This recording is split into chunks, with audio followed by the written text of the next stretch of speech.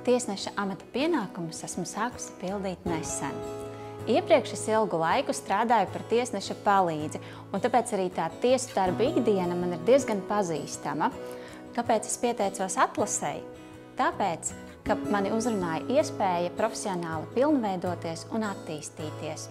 Un jāsaka, ka šis amats ir devis man iespēju to darīt uz visiem 100%, jo jau piesakoties atlasei, es atradu gan motivāciju, gan laiku izlasīt visu to juridisko literatūru, kuru pirms tam biju atlikusi malā.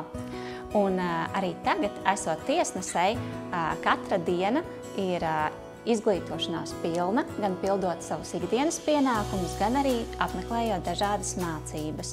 Un jāuzsver, ka jaunajiem tiesnešiem mācīties ir tiešām lieliskas iespējas. Gan tepat uz vietas, Tieslietu akadēmijā, gan arī starptautiskajā līmenī. Atgriežoties pie atlases, jāuzsver būtisks jauninājums, kas attiecas uz vispārējās jurisdikcijas tiesas tiesnešu amata kandidātiem. Ja iepriekš viņu zināšanas tika pārbaudītas vienlīdz detalizēti gan krimināltiesībās, gan civiltiesībās, tad tagad ir jauninājums, ka kandidātam būs jāizvēlas sava sākotnējā specializācija, un viņa zināšanas tiks detalizēti pārbaudītas tieši šajā jomā.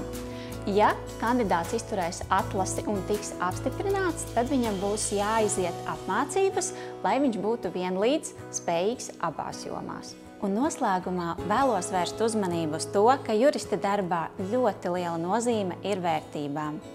Un tiesneša amats ir tas, kas sniedz iespēju par tām ne tikai runāt, bet arī iedzīvināt praksē. Tāpēc es aicinu gan advokātus, gan prokurorus, gan tiesneša palīgus, gan citu juridisko profesiju pārstāvjus apdomāt savas iespējas un pieteikties atlasē.